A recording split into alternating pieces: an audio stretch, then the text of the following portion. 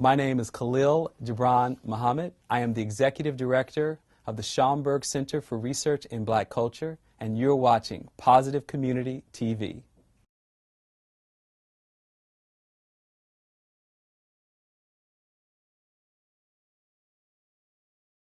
The Schomburg is the world's leading repository for the preservation, the interpretation, the collection, and the study of global Black history. I like to say that it is, for Black people, the nation's Library of Congress and the National Archives. Because frankly, when we think about cultural heritage, we think about museums, we think about historic preservation sites, but we don't often think about the places where we go to study and learn that have our history. And there are few places in this country that are as open and as committed to sharing that knowledge with anybody who seeks it. The Schomburg Center is about to celebrate its 90th year.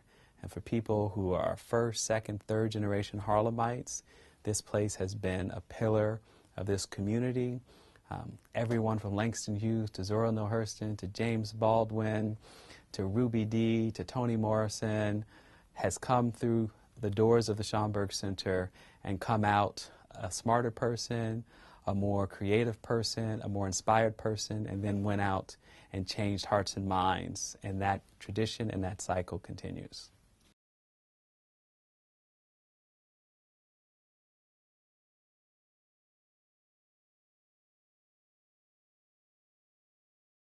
I think one of the lessons I've learned is that the Schomburg Center has no borders. So I came from a university campus. I was a history professor. And, there was a finite number of people who cared about what I was up to. Not true at the Schomburg Center. Our resources are truly international. So yes, am I surprised when the former president of the Dominican Republic calls and says, I'm in town, I'd like to meet with the director of the Schomburg? Am I surprised when a cultural ambassador from India or from Brazil calls and says, we'd like a special tour of the Schomburg Center? I didn't realize how truly special this place is to people who in other places want to model what we do, want to build libraries and museums that tell the story of African descendant people in those particular countries. That definitely caught me by surprise. I'm looking down I-95 and I'm seeing that the Smithsonian is doing a little something with Dr. Bunch. Is there enough to go around? How do we determine what stays here, what goes there? How do we make sure that everybody has what they need? Sure. So we are an incredibly rich and talented and diverse people. And there are quite a few of us, 40 million and counting, which is to say there's a lot of us to go around. I like to say that with the Smithsonian African-American, or the Smithsonian National Museum of African-American History, it's like having a new Starbucks on the corner. Okay. The net effect is that we all drink more coffee. And so I want to make sure that as many people as possible will consume, will appreciate Black history. And so we're on the same team. We're supporting each other with our commitment and our advocacy. It's going to make it a lot easier for people who fly from Denver, Colorado or Los Angeles, California to go see that new museum to think about a place like the Schomburg the next time they're in New York. Because they're going to say to themselves, I've been to New York many times, and surely the New York City must have a place like the Smithsonian, and vice versa. People are going to start here and they're going to say, well, let's see what the Smithsonian has, because we know the Schomburg Center's been doing this for quite a long period of time.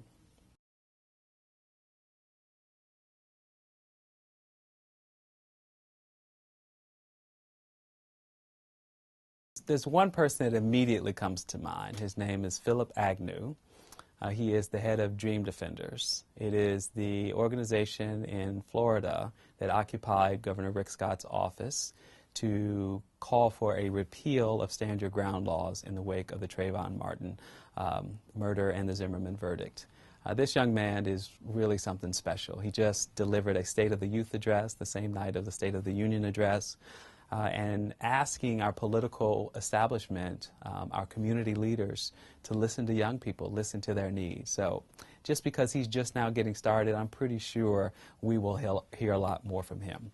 The new leadership of the NAACP's LDF Fund, the Legal Defense Fund, the same arm that fought for Brown versus Board of Education. Her name is Sherilyn Ifill. I think she's just very smart, very talented. She's taking on the issue of voting rights and affirmative action. And I expect to hear and for her to continue to be a source of history making and someone that we will study looking down the road. Of course, there's the celebrities, the entertainers, the Jay-Z's and the Beyoncés, all of these sort of second generation celebrities who are able now to make the kind of money that those pioneers, the Harry Belafontes and the Lena Hornes, or the Jackie Robinsons of integrating baseball weren't able to make at the level which money's made today.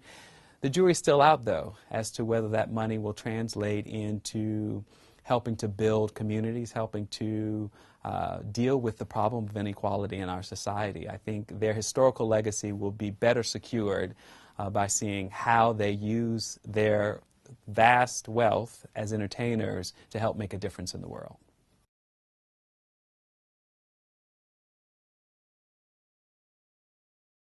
Well, I am really interested in how we are going to tell this chapter in post-civil rights history.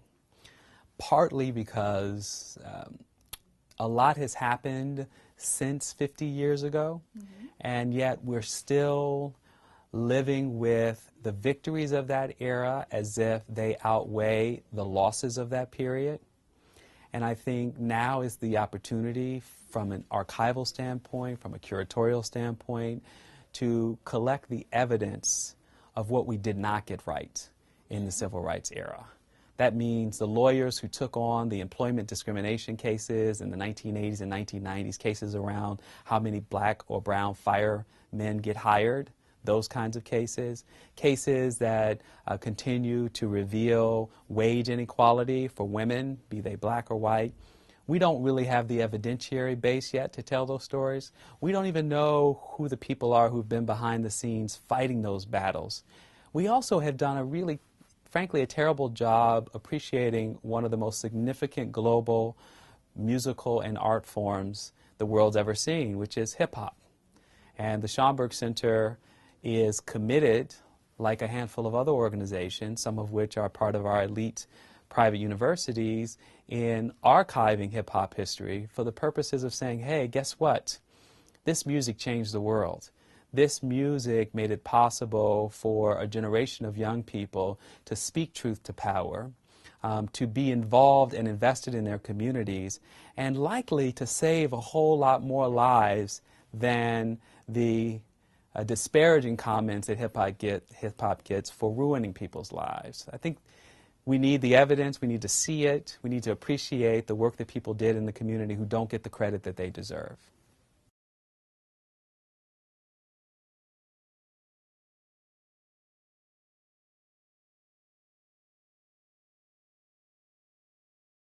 I can tell you a couple of things that I've seen over the last year. So we did a show on the Emancipation Proclamation period. It was called Visualizing Emancipation.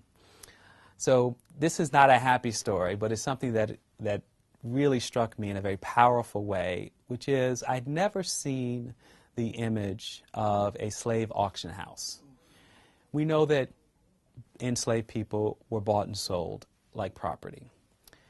But we also know that most of the period of enslavement from the colonial era to 1865, there was not photography. Photography doesn't begin until the very late 1820s and really doesn't take off into the 1850s. So it's not until really the very end of the period of enslavement that we even have photographs. And so even as a professional historian, I've never seen pictures, not that many pictures of actually enslaved people, and certainly not of a place of buying and selling them. You see illustrations. So we had an image of a shot from Atlanta, Georgia, and it was a two-flat storefront. It said Negro Auction House on the front banister, and next to it was a dry cleaner's and a tailor.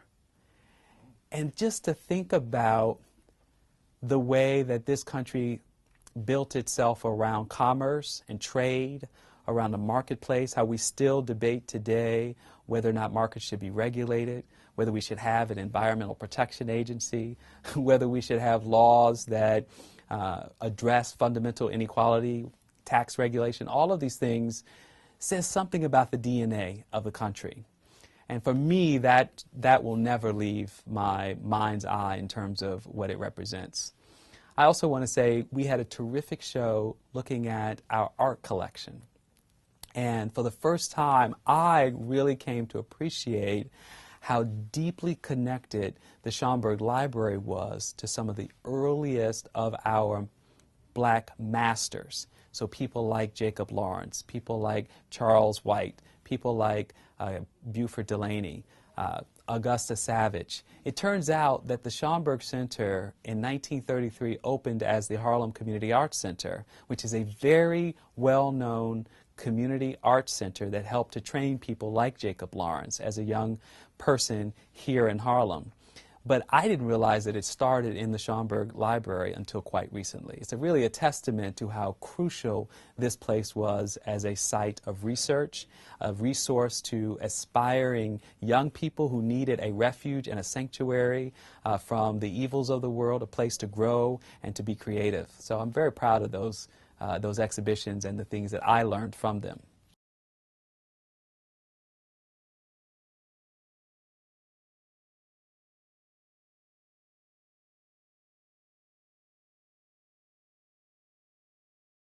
I think for most young people, it's always going to be a stretch to get them to think about a library and a museum as a regular destination point, unless, of course, they're doing research. That's a hard sell for a young person. What's an easier sell, though, is to let them know that on special occasions, we will bring people here who represent their interests. So, for example, Philip Agnew of the Dream Defenders came and did a fabulous program just a few weeks ago. We've had entertainers, so I'm going to name one that most people, young people won't know, but they should know her. Her name is Reese. She's a kind of indie, alternative soul artist who performed here. We also had Melissa Harris Perry here in conversation with Harry Belafonte. For a lot of people, because Mr. Belafonte has been incredibly active lately, they kind of heard of him, and so they're curious. And so we are attracting 20-somethings to the Schomburg Center because they realize that there's a lot to learn about the past, but also that they have ideas and they need to spar with people. They need to have those intergenerational conversations. The other thing I can say is that because young people tend not to be cultural institutional consumers, I see it as our job here at the Schomburg to make sure that their parents, their grandparents, and their teachers drag them along, pulling them by the ear if that is necessary, because that's really the only way that we can ensure that they value these institutions so that when they do get to their 20s and 30s and 40s, they come home. Because if not, then these institutions won't survive. These institutions cannot prosper if the peoples whose communities and heritage we are preserving are not committed to supporting these institutions.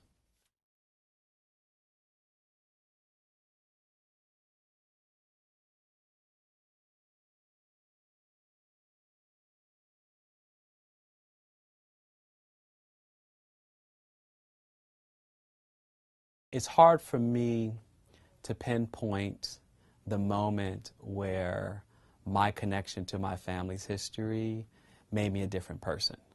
We all have parents and grandparents and great-grandparents. And I was definitely aware at a fairly young age of who my great-grandfather was. I was aware of the legacy he left behind. I was aware of the respect that strangers on the street would give to me or my parents or other relatives because they knew who we were. But that didn't easily translate into my sense of black history or my commitment to being a professional historian. Most of my conscious connection to black history came, frankly, because of issues that affected my life as a young adult that were consistent with what the Nation of Islam stood for, which is to say ideas about white supremacy, ideas stigmatizing young black men as potential criminals, But I actually experienced those ideas, confronted them, and were, in some instances, victimized by them. And that's what fired my commitment and passion to Black history. Now, maybe I was primed for it. You know, there's all that latent stuff that's inside that all of a sudden congeals. It's like, you know, when the scientists say that you have a predisposition, you know, to either certain diseases or habits of life, and the environment then kicks in, and all of a sudden you've got, you know, either a super problem or a super talent. So in my case, I think that environment definitely interacted with something inside. And it didn't take much for me to want to study first for myself, to understand in my own terms what did it mean to be in the world as a Black person, what did that mean to people who did not value Black life. And then I had a commitment and a desire to want to teach and talk about it and to share it and engage others in that story.